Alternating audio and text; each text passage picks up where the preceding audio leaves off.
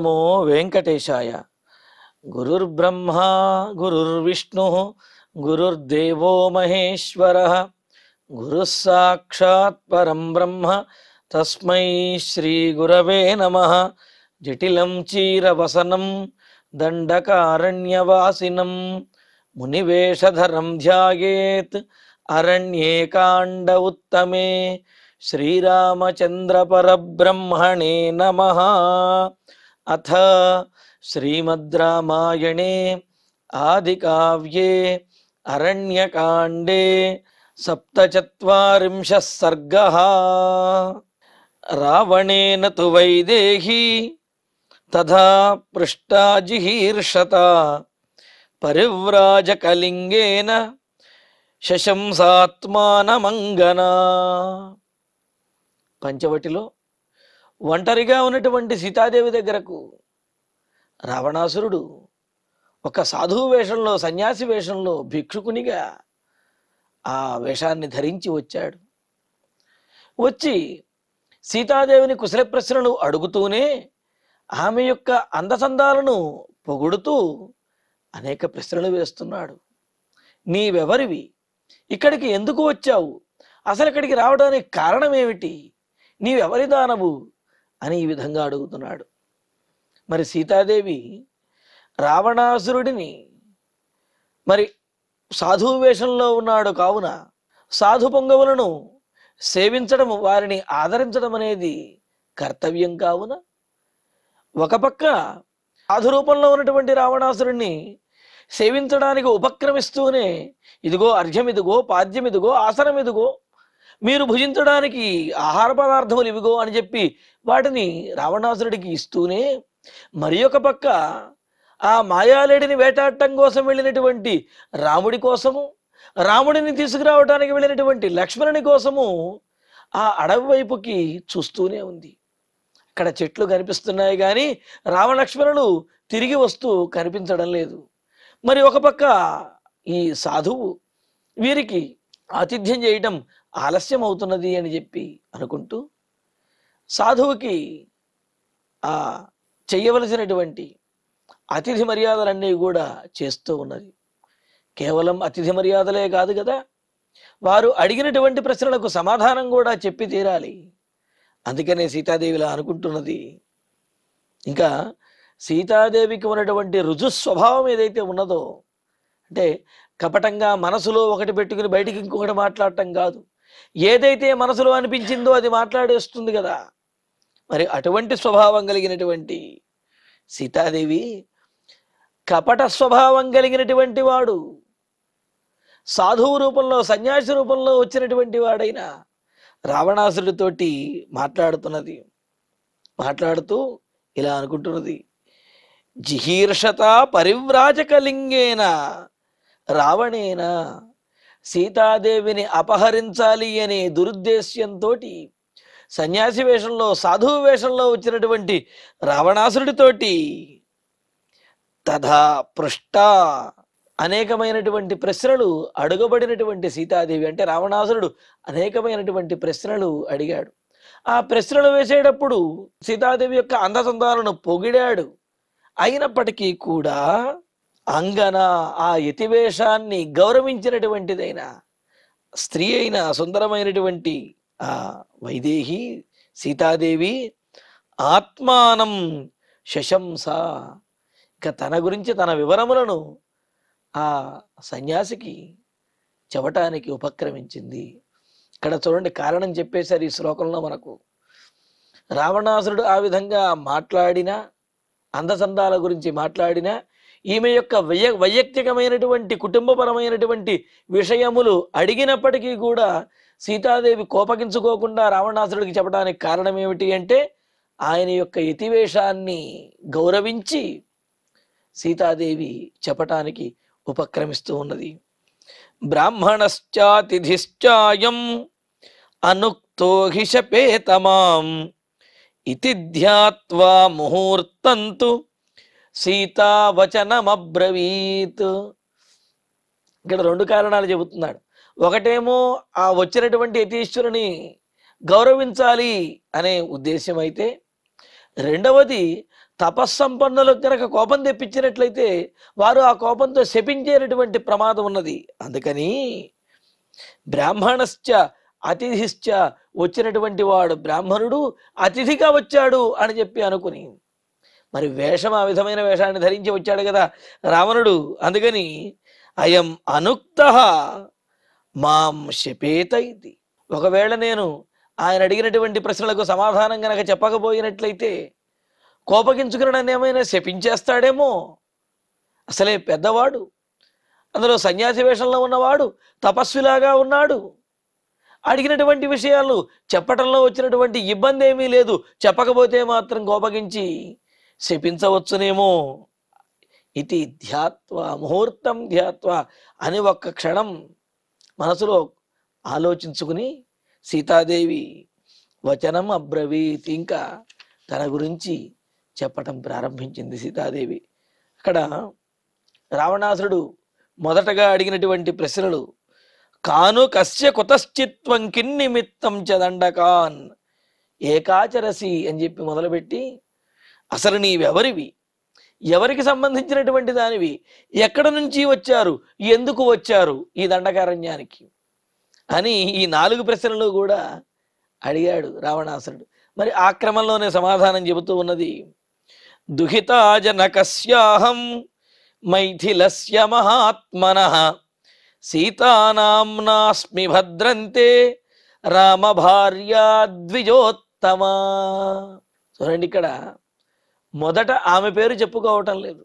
స్త్రీ ఇటు తండ్రి పేరు, అటు భర్త పేరు, ఆ ఇరువురి పేరు కూడా చెప్పుకొని నేను వారి యొక్క కుమార్తెను, ఫలానా వారి యొక్క రామచంద్రమూర్తి యొక్క భార్యను అని చెప్పి చక్కగా చెబుతున్నది. చూడండి ఇక్కడ ద్విజోత్తమ, ఓ బ్రాహ్మణోత్తమ, అహం మహాత్మనః మైథిలస్య జనకస్య దుహిత, నేను మహాత్ముడైనటువంటి కర్మనిష్ఠుడైనటువంటి ధర్మనిష్ఠుడైనటువంటి మిథిలా నగరపు రాజు జనక మహారాజు యొక్క కుమార్తెను. నామ్నా సీతాస్మి, నన్ను సీత అనే పేరుతోటి పిలుస్తారు. తే భద్రం, నీకు క్షేమం కలుగుగాక. నీవు అడిగినటువంటి ప్రశ్నకు నేను సమాధానం చెప్పాను కదా, కావున నీవు కోపగించకుండా ప్రశాంతంగా ఉండు, నీకు క్షేమం కలుగుగాక అని చెప్పి అని ఇంకో మాట కూడా చెప్పింది. రామభార్యాహం, నేను రామచంద్రమూర్తికి, రాముడికి నేను భార్యను అని చెప్పి అంటున్నది. అంటే ఎవరి దానవు అని అడిగాడు కదా, ఆ రెండో ప్రశ్నకు సమాధానంగా నేను రాముడికి సంబంధించినటువంటి దానిని అని చెబుతున్నది. ఇది చూడండి సీతాదేవి మాటల్లో ఉన్నటువంటి చాతుర్యం. నీవు ఎవరివి అని అంటే ఫలానా ఆ జనక మహారాజు గారి యొక్క కుమార్తెను అని చెప్పింది. నీవు ఎవరికి సంబంధించినటువంటి దానివి అని అంటే వివాహమైనటువంటి స్త్రీ భర్తకు సంబంధించినటువంటిదే అవుతుంది. తండ్రికి సంబంధించినటువంటిది అవదా అని అంటే వివాహం అయ్యే వరకు కూడా తండ్రితోటి ఎక్కువ అనుబంధం అనేది ఉన్నది. వివాహమైన తర్వాత తండ్రిని మించి భర్తతో అనుబంధం అనేది ఏర్పడుతుంది. కావున నీవెవరివి అంటే నేను జనక మహారాజు యొక్క కుమార్తెను అని చెప్పి, నీవు ఎవరికి సంబంధించినటువంటి దానివి, ఎవరి సొత్తువి అని అంటే ఆ ప్రశ్నకు సమాధానంగా రాముని యొక్క భార్యను అని చెప్పి సీతాదేవి చెబుతూ ఉన్నది. చెబుతూ ఉషిత్వా 12 సమా ఇక్ష్వాకూణాం నివేశనే భుంజానా మానుషాన్ భోగాన్ సర్వకామ సమృద్ధిని. ఇంకా నీవు ఎక్కడి నుంచి వచ్చావు, ఎందుకు వచ్చావు అనే ప్రశ్నలకు సమాధానం చెబుతూ, మరి జనక మహారాజు కూతురివని చెప్పావా, రాముడికి భార్యనని చెప్పావా, మరి అటువంటి నీవు ఇలా అడవుల పాలై రాక్షసులు సంచరించేటటువంటి ఈ దండకారణ్యంలో ఎందుకు తిరుగుతున్నావు అనే ప్రశ్నకు సమాధానం చెబుతూ ఇంకా అంటున్నాడు. ఏకాచరసి అని అన్నాడు కదా, నీ ఒక్కదానివే ఎందుకు ఇక్కడ తిరుగుతున్నావు అనే ప్రశ్నకు సమాధానం చెబుతూ అంటున్నది. మరి ఇక్ష్వాకూణాం నివేశనే, నాకు వివాహమైన తర్వాత, రామచంద్రమూర్తితో వివాహం జరిగిన తర్వాత ఇక్ష్వాకూణాం నివేశనే, ఇక్ష్వాకు మహారాజుల యొక్క నగరమైనటువంటి అయోధ్య నగరంలో అక్కడ 12 సమాహం 12 సంవత్సరముల పాటు చక్కగా అక్కడ ఉషిత్వ ఆనందంగా గడిపి సర్వకామ సమృద్ధిని, సమస్తమైనటువంటి కోరికలు కూడా తెలియనటువంటి దానినై, సమస్తమైనటువంటి కోరికలు సమృద్ధిగా అనుభవించినటువంటి దానినై, మానుషాన్ భోగాన్, మానవులు వివాహము తరువాత అనుభవించవలసినటువంటి భోగములన్నింటినీ కూడా పరిపూర్ణంగా నేను అనుభవించినటువంటి దానినై, మరి అక్కడ నుంచి ఇలా వనవాసానికి రావలసి వచ్చింది అనే విషయాన్ని చెబుతూ, మానుషాన్ భోగాన్ భుంజానా, పైగా ఎటువంటి కొరత లేకుండా మానవులు అనుభవించేటటువంటి ఆ సుఖభోగములను అన్నింటినీ కూడా పరిపూర్ణంగా అనుభవించి, ఉషిత్వా, అక్కడ నివసించి ఆ తరువాత వనవాసానికి రావాల్సినటువంటి పరిస్థితి వచ్చినది అని చెబుతున్నది సీతాదేవి. ఇక్కడ శ్రీరాముని వివాహమైన తరువాత అయోధ్య నగరంలో సీతారాములు 12 సంవత్సరముల పాటు సుఖంగా గడిపారనే విషయం తెలుస్తున్నది. మనకు బాలకాండలో కూడా చివరి సర్గలో సీతారామ సుఖజీవన సర్గ అనే ఒక సర్గ ఉన్నది. ఆ సర్గలో సీతారాములు ఎంత ఆనందంగా గడిపారో అని చెప్పి, తయాస రాజన్య స్తోభిరామయ సమేయివానుత్తమ రాజకన్యయ అతీవరామో శుభేతికామయ విభుశ్రియ విష్ణురివామరేశ్వర అని చెప్పి అంటూ ఆ సీతాదేవితోటి ఎంత ఆనందంగా గడిపాడు అని అంటే, స్వర్గలోకంలో శచీదేవితోటి ఇంద్రుడు ఎంత ఆనందంగా గడిపాడో, వైకుంఠంలో లక్ష్మీదేవితోటి శ్రీ మహావిష్ణువు ఎంత ఆనందంగా గడిపాడో, అయోధ్య నగరంలో సీతాదేవితోటి రామచంద్రమూర్తి అంతటి ఆనందంతో అనేకమైనటువంటి భోగములను అనుభవిస్తూ ఆనందంగా గడిపారనే విషయం మనకు అక్కడ చాలా వివరంగా విస్తృతంగా తెలియజేశారు బాలకాండలో. మరి అంత ఆనందంగా వాళ్ళు గడిపిన ఆ విషయాన్ని సీతాదేవి చెబుతూ ఉన్నది. ఇది మాట్లాడవలసినటువంటి, అంటే మాట్లాడేటువంటి తీరు. అడిగిన వెంటనే మనకు కలిగినటువంటి కష్టమును మాత్రమే ఏకరువు బట్టి వరుసగా చెప్పుకురావటం కాదు, మనం అనుభవించినటువంటి సుఖములను కూడా మర్చిపోకుండా వాటి గురించి కూడా చెప్పగలిగినప్పుడే రుజువుగా, అంటే నిక్కచ్చిగా చెప్పినట్లు అవుతుంది. అంతేగాని ఏదో ఒకసారి ఆపదలు వచ్చాయి కదా అని చెప్పి ఇక జీవితాంతము పుట్టినప్పటి నుంచి ఆపదలు భరిస్తున్నటువంటి వారిలాగా, వాటిని అనుభవిస్తున్నటువంటి వారిలాగా దీనమైనటువంటి స్వరంతో చెప్పటం అనేది ఆత్మాభిమానం కలిగిన వారి యొక్క లక్షణం కాదు. ఇక్కడ సీతాదేవి ఆత్మాభిమానం కలిగినటువంటిది కావున ఆమె ఇప్పుడు కలిగినటువంటి ఈ దండకారణ్యంలో వనవాసం చేయవలసినటువంటి కష్టం ఏదైతే ఉన్నదో, దీనికంటే ముందు తాము అనుభవించినటువంటి 12 సంవత్సరములు ఎంతో సుఖంగా గడిపినటువంటి రోజులను గుర్తు చేసుకుంటూ చెబుతూ ఉన్నది సీతాదేవి రావణాసురుడితోటి. మరి ఆ యతివేషంలో ఉన్నటువంటి రావణాసురుడితో ఈ విధంగా అంటూ ఉన్నది. ఏమన్నది ఇక్కడ, మానుషాన్ భోగాన్ అన్న చోట ఒక విశేషాన్ని కూడా మనకు తెలియజేశారు. ఇక్కడ భుంజానా మానుషాన్ భోగాన్ అని అన్నప్పుడు, భుంజానా అమానుషాన్ భోగాన్ అంటే మానవులుగా ఈ భూలోకంలో అయోధ్యానగరంలో జీవించినప్పటికీ కూడా మానవులు అనుభవించలేనటువంటి స్వర్గసుఖములన్నింటిలో కూడా నేను నా భర్తతోటి చక్కగా అనుభవించాను, చక్కగా ఆనందించాను అని చెప్పి, అంటే మానవులుగా ఉన్నప్పటికీ కూడా మానవాతీతమైనటువంటి భోగములన్నింటిలో కూడా అనుభవించాను, అంతటి ఆనందంగా గడిపాను అని చెప్పటం ఇందులో ఉద్దేశ్యం. మరి ఒకటి ఉద్దేశ్యము, రామచంద్రమూర్తి మానవునిగా అవతరించాడు కావున ఆ మానవ సంబంధమైనటువంటి పరిపూర్ణమైన ఆనందం ఏదైతే ఉన్నదో ఆ ఆనందాన్ని పూర్తిగా తనివితీరా అనుభవించాము అని చెప్పటం ఇందులో ఉన్న ఉద్దేశ్యం. అంటే సంతృప్తిగా పరిపూర్ణంగా మేము పొందవలసినటువంటి సుఖభోగములన్నీ కూడా పొందాము అని చెబుతున్నది.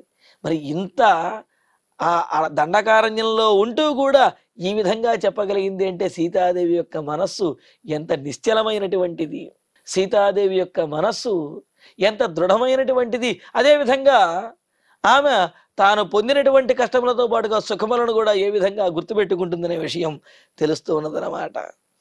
అలాగా ఇక్ష్వాకు ప్రభువుల ఆ రాజధాని అయినటువంటి అయోధ్య నగరంలో 12 సంవత్సరముల పాటు ఎంతో ఆనందంగా గడిపాము అని చెప్పి ఆ తర్వాత చెబుతున్నది. మరి అలా గడిపినటువంటి వారు ఆ తర్వాత వనవాసానికి రావాల్సినటువంటి కారణం ఏమిటి? ఎందుకని ఈ వనవాసానికి వచ్చారు అని చెప్పి రావణాసురుని యొక్క ఆ సాధువు యొక్క ప్రశ్నకు సమాధానంగా, తతస్త్రయోదశే వర్షే రాజా మంత్రయత ప్రభు అభిషేచయితుం రామం సమేతో రాజమంత్రిభి. తతః అలా 12 సంవత్సరములు గడిచిన తర్వాత, వివాహమైన తర్వాత 12 సంవత్సరములు ఆనందంగా ఉన్న తర్వాత, త్రయోదశే వర్షే 13వ సంవత్సరంలో రాజమంత్రిభి, ఆ ప్రభు అయినటువంటి అయోధ్య నగరానికి చక్రవర్తి అయినటువంటి దశరథ మహారాజు రాజమంత్రిభి, ఆ మంత్రులతోటి, అదేవిధంగా అక్కడ ఉన్నటువంటి సామంతరాజులు మొదలైనటువంటి వారందరితో కూడా సహిత కలిసినటువంటి వాడై, అందరి యొక్క అభిప్రాయాన్ని తెలుసుకున్న వారై, అందరి యొక్క అభిప్రాయం ఒకటే, ఇచ్ఛామోహి మహాబాహుం రఘువీరం మహాబలం అని చెప్పి విమానం కంపయన్నివా అన్నట్లుగా ఆ సభామండపం యొక్క పైకప్పు అదిరిపడే విధంగా అందరూ సమాధానం చెప్పారు కదా. మరి వారందరితో కూడినటువంటి వాడై రామం అభిషేచయితుం అమంత్రయత, రాముడిని పట్టాభిషిక్తుడిని చేయడానికి ఇంకా సంకల్పించుకున్నాడు, ఆలోచించి నిర్ణయాన్ని తీసుకున్నాడు. ఇంకా పట్టాభిషేకం ఏర్పాట్లు చేస్తూ ఉంటే, తస్మిన్ సంభ్రియమాణేతు రాఘవస్యాభిషేచనే కైకేయీ నామ భర్తారం ఆర్యాస యాచతే వరం. రాఘవస్య తస్మిన్ అభిషేచనే, ఇంకా రఘువంశీయుడైనటువంటి నా భర్త రాముని యొక్క పట్టాభిషేకం ప్రారంభమవుతూ ఉండగా, ఇంకా అభిషేకానికి సిద్ధమవుతూ ఉండగా, ఏర్పాట్లన్నీ జరిగిన తర్వాత, ఆర్య కైకేయీ నామ పూజ్యురాలైనటువంటి మా అత్తగారైనటువంటి కైకేయి అనే ప్రసిద్ధి కలిగినటువంటి సా, దశరథ మహారాజు యొక్క భార్య అయిన ఆ కైకేయీదేవి భర్తారం వరం యాచతే, తన భర్త అయినటువంటి దశరథ మహారాజుని వరం అడిగింది. ఎలాగా? ప్రతిగృహ్యత కైకేయీ శ్వశురం సుకృతేన మే మమ ప్రవ్రాజనం భర్తు భరతస్యాభిషేచనం ద్వావయాచత భర్తారం సత్యసంధం నృపోత్తమం.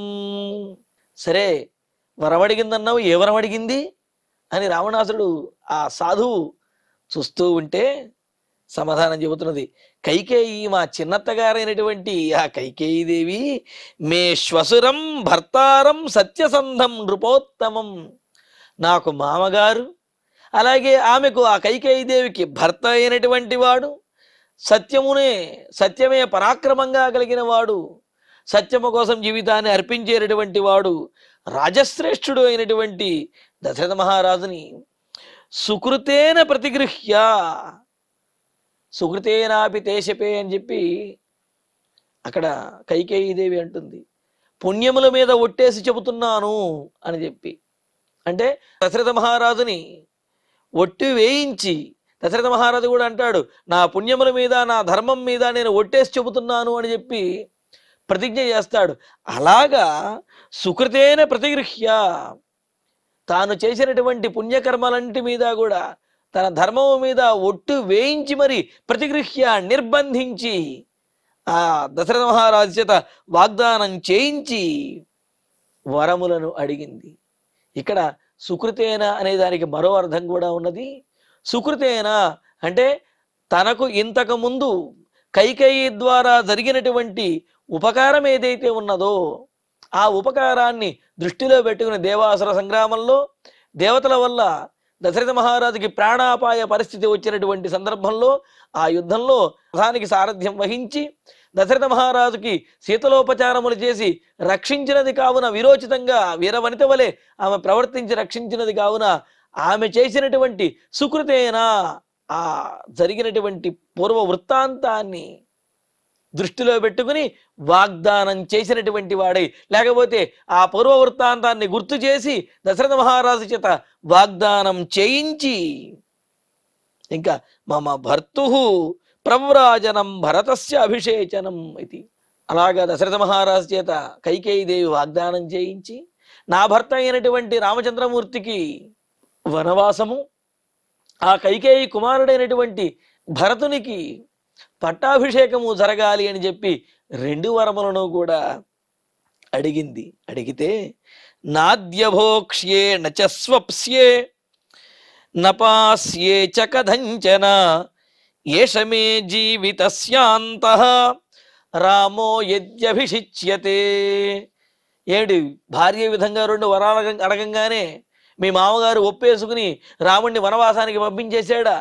ఇదేమిటమ్మా, ఈ విధంగా భార్యకు లొంగిపోయాడా అని చెప్పి రావణాసురుడు అలా చూస్తూ ఉంటే సీతాదేవి సమాధానం చెబుతున్నది, అద్య రామ అభిషిచ్యతే. ఇది కైకేయీదేవి కేవలం వరములను అడగటమే కాదు, ఆ వరములు గనక దశరథ మహారాజు ఇవ్వకపోతే ఏం చేస్తాననే ప్రతిజ్ఞ కూడా చేసింది. ఏమని చేసింది అక్కడ, ఈరోజు కనుక రాముడికి పట్టాభిషేకం జరిగినట్లయితే గనుక ఇంకా అహం కథంచన నభోక్ష్యే నపాస్యే, నేను ఏమాత్రము కూడా ఆహారం అనేది తీసుకోను, నీరు కూడా తీసుకొని ఈ విధంగా నిద్ర, ఆహారము, నీరు, నిద్ర మొదలైనవన్నీ కూడా మానేసి ప్రాయోపవేశం చేసి మరణించేస్తాను అని చెప్పి కైకేయీదేవి దశరథ మహారాజు వద్ద ఈ విధంగా మొండిగా పట్టుదలతోటి అలా ఉన్నదనే విషయాన్ని కూడా చెబుతూ, నచ స్వప్స్యే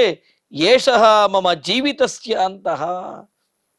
రాముడికి కనుక పట్టాభిషేకం చేస్తే నిద్రాహార పానీయాలు మాని మరణించేస్తాను, ఇదే నా జీవితానికి చివరి రోజు అవుతుంది.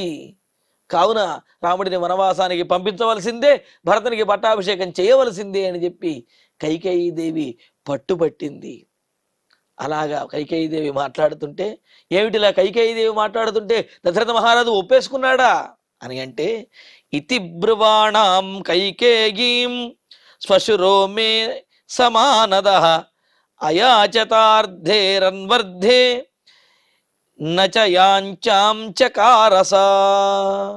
ఇతి బ్రువాణాం కైకేయీం. ఈ విధంగా కైకేయీదేవి పట్టుదలతోటి ప్రాణములైనా విడిచిపెడతాను గాని నేను అడిగినటువంటి వాటికి తిరుగులేదు, నాకు ఇవ్వవలసినటువంటి వరములు ఇవ్వవలసిందే, రాముడి పట్టాభిషేకం ఆపవలసిందే అని ఈ విధంగా అంటున్నటువంటి, నిర్బంధించి మాట్లాడుతున్నటువంటి కైకేయీదేవిని మానదః, గౌరవం కలిగినటువంటి వాడైన, కైకేయీదేవికి విలువనిచ్చేటటువంటి వాడైన, బహుమానాన్ని ఇవ్వటానికి ఎప్పుడు సిద్ధంగా ఉండేవాడైనటువంటి సహా మే శ్వశుర, ఆ మా మామగారైనటువంటి దశరథ మహారాజు అన్వర్ధై అయాచత.